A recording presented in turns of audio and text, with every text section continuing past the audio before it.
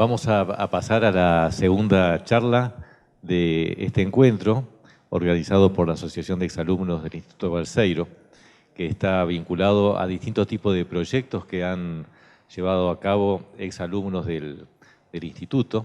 En particular, ahora me toca presentar a Ingo Alecote, que es un egresado del IB, la licenciatura en el año 1987, aclaro el siglo, y terminó también el doctorado en 1993, y luego de una estadía en el exterior, a su regreso se vinculó con un proyecto internacional, que es el proyecto del observatorio vinculado al proyecto OYE, que está en Mendoza, y prácticamente ha estado desde el año 2000 vinculado a ese proyecto y se extiende hasta el día de hoy, ocupando gran diversidad de tareas, llegando al gerenciamiento del proyecto, pero me parece bien interesante porque son muchos años donde ha seguido la historia de un proyecto que ha sido claramente exitoso y seguramente con enormes dificultades y también logros, así que va a ser muy interesante,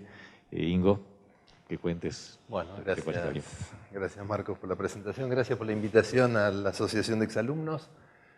A diferencia de Alfredo, esto no es un emprendimiento en el sentido de lo que uno conoce como emprendimiento privado, sino que es simplemente una gran aventura que también de alguna manera es un emprendimiento, pero científica. Y me parece interesante contarles un poco, los entretelones, lo que hay detrás de un megaproyecto científico de este estilo. O sea, tal vez mi carrera tampoco ha sido una carrera académica estándar, sino que yo me volqué a este proyecto hace ya más de 20 años y contarles un poquito de qué se trata. Para empezar a hablar de lo que hacemos, muy brevemente, para el que no está en tema, contarle qué son rayos cósmicos, qué es lo que miramos, qué es lo que estudiamos, qué es lo que medimos. Rayos cósmicos, uno puede ir a la bibliografía especializada y se fija en las revistas de los años 50, 60 y efectivamente ahí ya se habla de estas partículas muy penetrantes que vienen del espacio exterior y atraviesan las naves y pueden incluso afectar a los astronautas.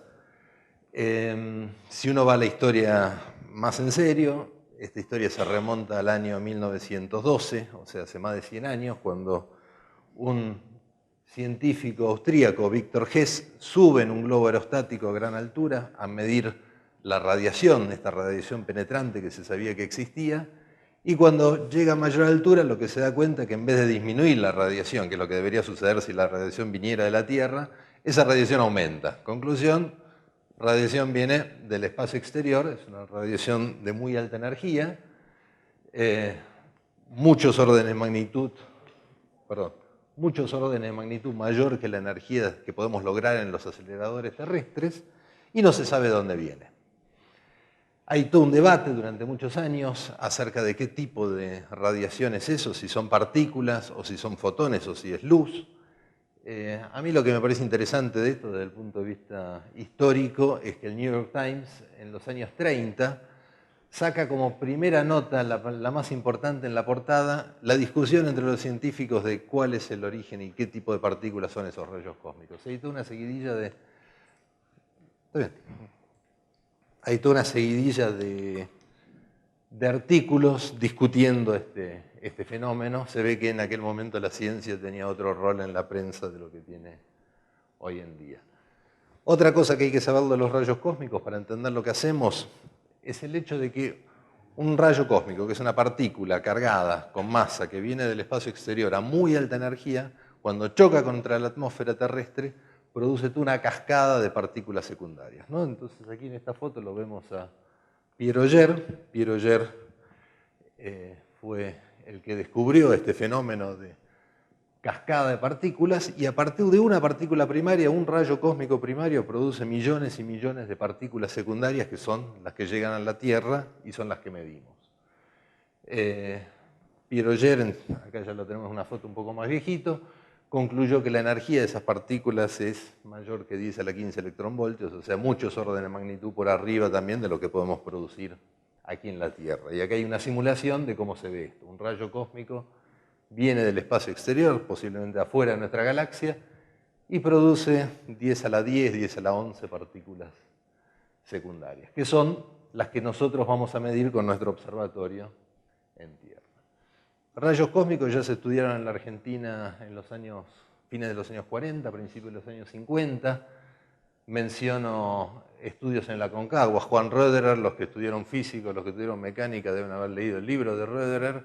Era uno de los que iba a la Concagua a poner placas para medir estos rayos cósmicos, usar estos rayos cósmicos en realidad para hacer física de partículas. En el año 49 la Universidad de Cuyo, nuestra universidad, tenía un instituto de rayos cósmicos y había gente haciendo estudios de radiación a distintas latitudes y distintas alturas para entender esta radiación. Aquí en el centro atómico, en los años 50, antes de que esto fuera centro atómico, cuando esto se llamaba planta experimental de altas temperaturas, también había gente que estaba exponiendo placas en el catedral. Si van a la biblioteca encuentran las referencias históricas a esos momentos. Bueno, y la otra cosa que hay que entender, además de que a partir de un rayo cósmico se producen muchas partículas, es este gráfico, que es el único gráfico que les voy a explicar, que muestra el flujo, que dice cuántos rayos cósmicos recibimos en función de la energía de estos rayos cósmicos.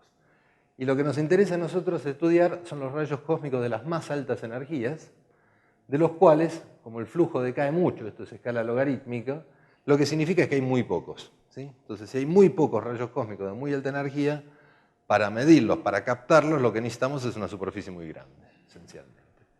Muy pocos significa del orden de, a partir de aquí, una partícula por kilómetro cuadrado por año, y las más altas energías que nos interesan a nosotros es una partícula por kilómetro cuadrado por siglo. Entonces podríamos construir un detector de 1 kilómetro cuadrado y esperar un siglo estadísticamente entre un evento y el siguiente. Con eso no publicamos nunca.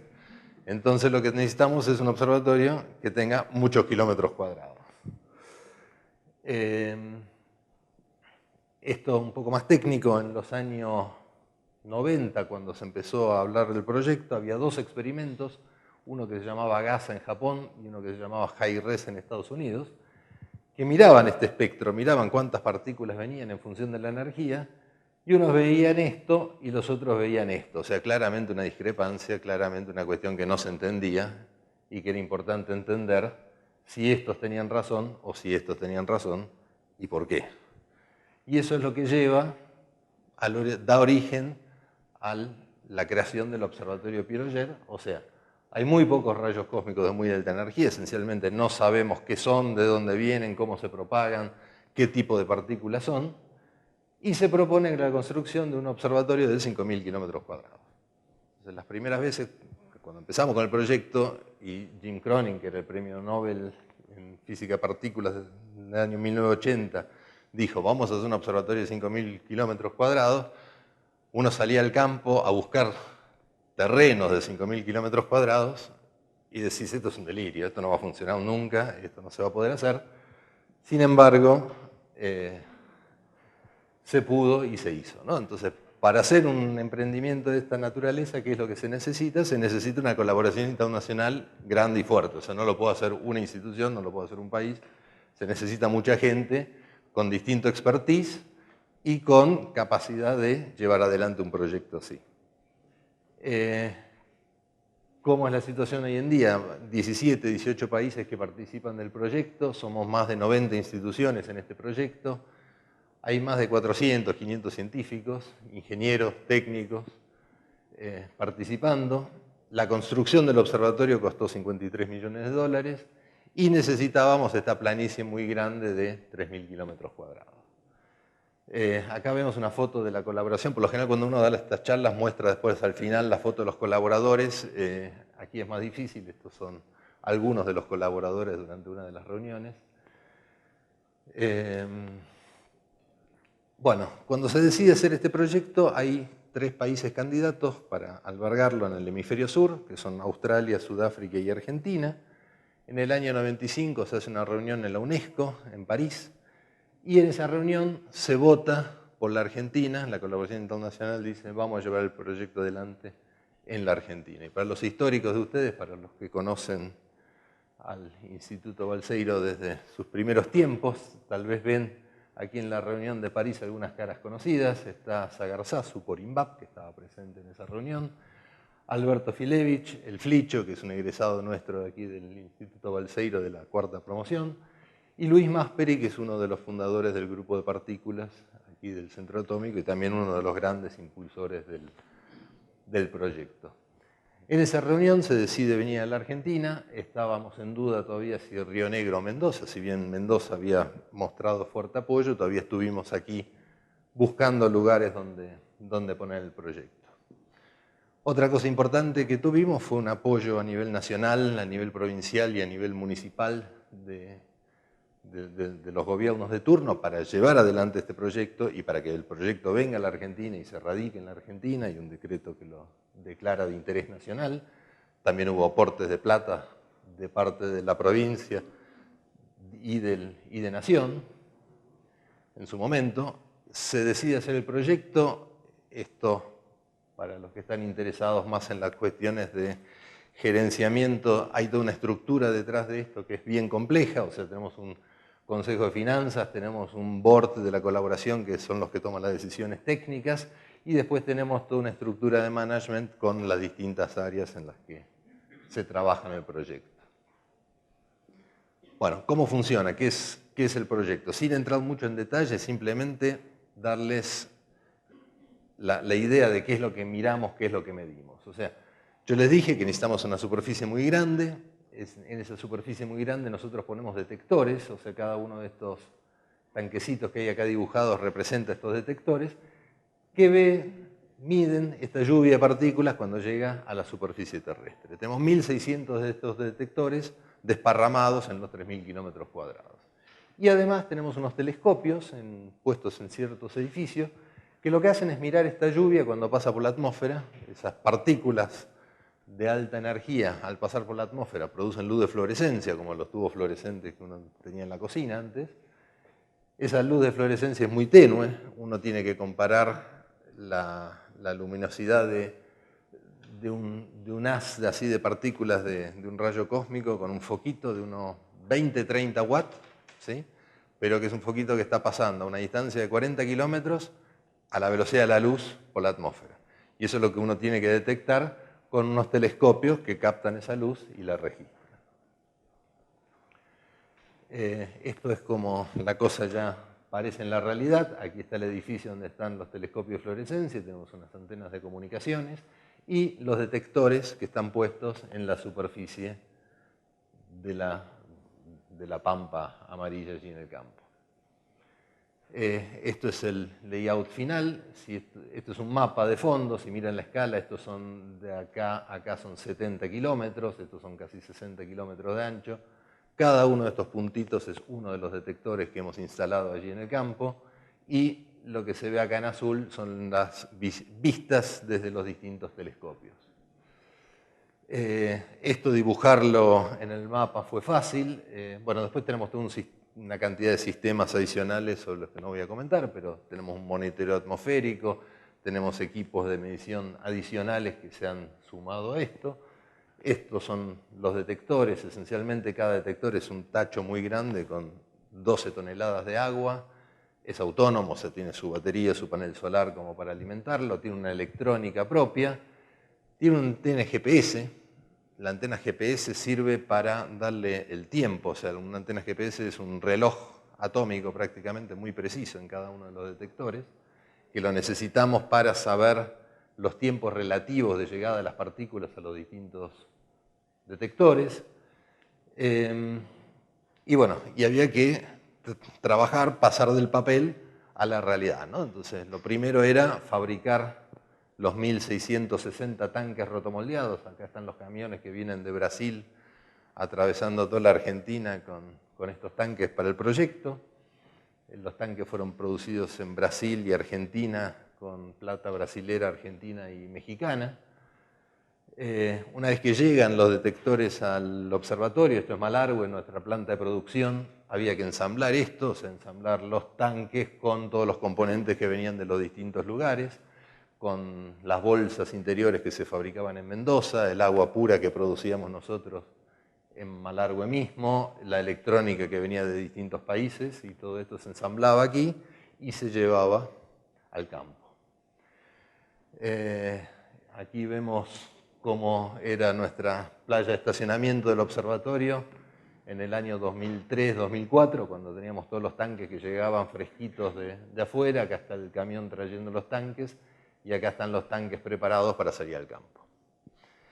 Todo esto obviamente requirió de aprender desde la fabricación de los tanques hasta cómo manejar la logística de todo este sistema, hasta cómo hacer las compras, cómo importar, cómo finalmente poner esto a andar para medir, para sacar los resultados, analizar los datos. O sea, se requería una expertise de lo más variado. Por suerte teníamos gente experta en todas las disciplinas, o gente que lo fue aprendiendo con el tiempo, ¿no? Y después, una vez que están en el campo, aquí ven la pampa amarilla, aquí ven uno de los detectores, a 1,5 kilómetros de distancia, si les da la vista, ven otro de los detectores, a otro 1,5 kilómetros de distancia el tercero, y así sucesivamente está todo instalado allá. Esto fue no sin ciertos accidentes y sin ciertos temas, ¿no? O sea, cuando uno manda a los físicos al campo sin mucha experiencia de campo previa, pasan estas cosas. Uno debería haber seguido la huella, pero cuando uno se sale de la huella pasa esto. Con el tiempo fuimos aprendiendo, también aprendimos que el acceso no era tan fácil como nos habíamos imaginado cuando lo miramos las primeras veces en el mapa. Además, cuando las primeras veces salimos al campo era verano, estaba todo sequito, estaba todo muy fácil. Cuando quisimos hacer el trabajo en serio, la cosa se nos dificultó. Teníamos el apoyo también de la Comisión de Energía Atómica, que nos había provisto de vehículos y palas y gente y choferes y una cierta infraestructura como para poder llevar adelante el proyecto. Pero así todo, aún los expertos y los conocedores del tema también tuvieron sus dificultades, ¿no? O sea, la dificultad en llevar 12 toneladas de agua a una zona pantanosa tiene sus desafíos. Bueno, finalmente, después de un par de peripecias, logramos obtener datos y logramos empezar a ver rayos cósmicos. Lo mismo los detectores de fluorescencia. Aquí tenemos el edificio, no voy a entrar en detalles. Aquí esencialmente se ve un telescopio por dentro. Aquí está el espejo, que es un espejo de 3,5 metros de tamaño. Ese espejo refleja la luz que produce la lluvia de partículas producida por rayo cósmico sobre una cámara. La cámara son fototubos con 440 píxeles y una electrónica que después registra esas señales, y el paso de un rayo cósmico por la atmósfera esencialmente se ve así en nuestras cámaras después. Esta es la imagen de las dos cámaras, cada píxel de estos es el fototubo, y los fototubos que se activan registran el trazo de rayo cósmico por la atmósfera. El observatorio está funcionando desde el año 2004, 2005, estamos tomando datos en forma estable. Hay muchos resultados, de los cuales esto no es el objetivo de la charla, me van a tener que invitar a otra charla para que les cuente los resultados. Igual tengo unos folletitos en los que están explicados estos, el que los quiera mirar los puede mirar. Algunos resultados más o menos relevantes. En el año 2017 vimos que los rayos cósmicos de muy alta energía vienen en forma anisotrópica a nosotros. Eso da un montón de comentarios en la prensa también. Uno lee los comentarios de la prensa y Nature, de forma muy sobria, muy seria, dice: los rayos cósmicos de alta energía vienen de afuera de nuestra galaxia. Uno lee los diarios chinos y ya son un poquito más sensacionalistas. Dice: Land Attack a Distant Galaxy. Vaya uno a interpretar eso, rayos de alta energía. Otro diario chino dice que los rayos cósmicos de ultra alta energía vienen de galaxias muy lejanas. Estudio. Y otro, el New Scientist, un poquito más sensacionalista, también dice que galaxias lejanas nos están bombardeando, nos están tirando rayos cósmicos muy raros, ¿no? Bueno, después La Voz de Galicia obviamente dice que fue un equipo gallego el que identificó estos rayos cósmicos. El diario mendocino decía que eran mendocinos, etcétera, ¿no? O sea, estas son estas cuestiones en las colaboraciones. ¿Cómo? Obviamente. Bueno, los brasileños, por lo menos más modestos, dice, con participación de brasileños se encontró esto. O sea, estas son las cosas lindas de estos proyectos internacionales, ¿no? Que podemos trabajar con gente de distintos países, hace muchísimos años que nos conocemos y trabajamos juntos, y es una experiencia sociológica interesante también trabajar en un proyecto de esta envergadura. Nada más. Medios de prensa, The Sun, que siempre es sensacionalista, ¿no es cierto? Dice, la Tierra está siendo bombardeada por misteriosos rayos del espacio profundo, etc. Bueno, estos resultados también, más allá de los medios periodísticos, más allá de eso, en el ambiente científico también tienen impacto. Esto tiene varias citas, como uno espera de las publicaciones científicas relevantes, pero tal vez, no sé, ¿cuánto me quedan? ¿5 minutos? Los últimos 5 minutos comentarles el hecho de que por ahí, más allá de los resultados científicos que uno esperaba, uno de estos proyectos grandes tiene un montón de resultados colaterales que al principio ni se esperaba y que son interesantes per se. Por ejemplo, hay descargas atmosféricas que en vez de ser los rayos que uno conoce que van de la nube a la Tierra, son descargas que se producen desde las capas de las nubes hasta la estratosfera, hasta la ionosfera incluso, y eso produce unos halos tipo relámpago gigante en la atmósfera superior. Y esas cosas nosotros, una vez que teníamos los telescopios, nos dimos cuenta que estábamos detectando este tipo de eventos y uno puede estar contribuyendo con un aparato para medir rayos cósmicos de alta energía a hacer estudios de física atmosférica, ¿no? También hay asociado a nuestra caracterización de la atmósfera varios estudios de aerosoles, hemos incursionado un poquito en física solar. Todo esto ha llevado a desarrollo de nuevos detectores, a nuevas capacidades de detección, y tengo acá colegas que han estado trabajando en esto y están trabajando ahora en desarrollar nuevos detectores con otras aplicaciones, usando en parte los conocimientos que adquirimos durante la elaboración del proyecto, y bueno, la ampliación de las capacidades de hacer experimentos y de hacer mediciones es muy relevante. Formación de recursos humanos es importantísimo. La formación de recursos humanos, el proyecto YER, hay 441 tesis entre las ya finalizadas y las tesis en curso, de las cuales un 10% más o menos se llevan a cabo en la Argentina. Esto a nivel mundial, digamos, también impacta el hecho de estar formando gente especializada en estos temas. Más allá de los resultados científicos, yo creo que es importante mencionar que hay resultados, por un lado, económicos para la zona. Malargüe es una ciudad de 20.000 habitantes. Que venga un proyecto de esta envergadura a una ciudad como Malargüe ciertamente tiene impacto económico, tiene un impacto social. La gente de Malargüe de golpe se dio cuenta de que es importante saber hablar inglés, es importante conectarse con el mundo. El tema de los jóvenes, motivar a los jóvenes. Tenemos un centro de visitantes que ya tuvo más de 120.000 visitantes. Que los jóvenes vengan a ver lo que se hace en la frontera del conocimiento y que participen de alguna forma, en forma interactiva de ese centro de visitantes, también los motiva a la ciencia, a la tecnología. Hubo un montón de otras cosas, por ejemplo, como que Malargüe, la ciudad de Malargüe puso un planetario, porque de golpe se dio cuenta de que esto es una cosa interesante también el turismo científico para la ciudad y para motivar también las vocaciones. La Agencia Espacial Europea decidió poner la antena Deep Space número 3 en la cercanía de Malargüe. Esto también está relacionado con que el observatorio YER ya estaba instalado allí en Malargüe y le da una visibilidad internacional a la zona, a la región, que también es más que importante destacar. ¿Me quedan cuántos? ¿2 minutos? 1 minuto. En 1 minuto simplemente les flasheo lo que va a venir. Nosotros ahora estamos ya trabajando en forma pareja desde hace varios años. Estamos haciendo ahora un upgrade que lo llamamos OYER Prime por 10 años más de operación. Esta es una inversión de 16 millones de euros más o menos. Vamos a cambiar un poco los sistemas de detección, vamos a poner sistemas de detección más sofisticados y otros sistemas adicionales de detección.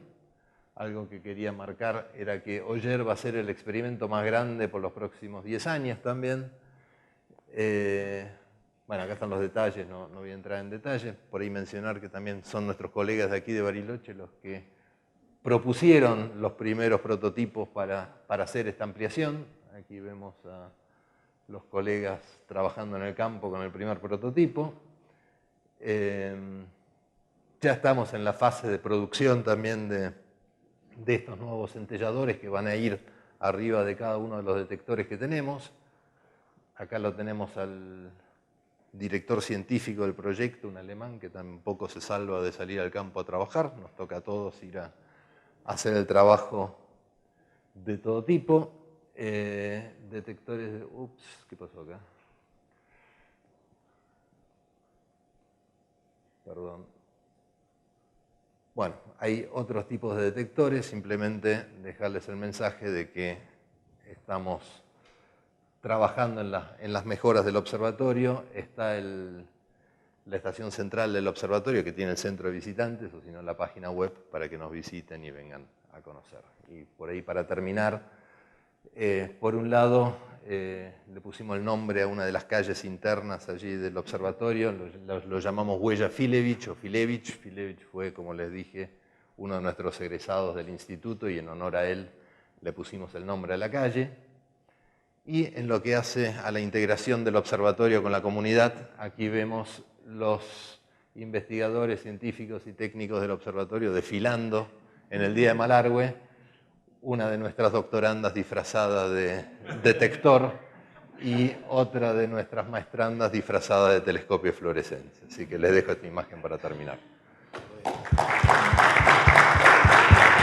Bueno, muchas gracias, Ingo. La verdad que un resumen muy bueno de un trabajo de muchísimos años y donde se muestra lo que es el resultado de una colaboración donde muchos países, mucha gente interviene y particularmente destacó los efectos colaterales y multiplicador de un desarrollo de este tipo, ¿no? O sea que además del objetivo principal, se nota que proyectos de este tipo multiplican el conocimiento hacia áreas que son impensadas a veces al comienzo, ¿no?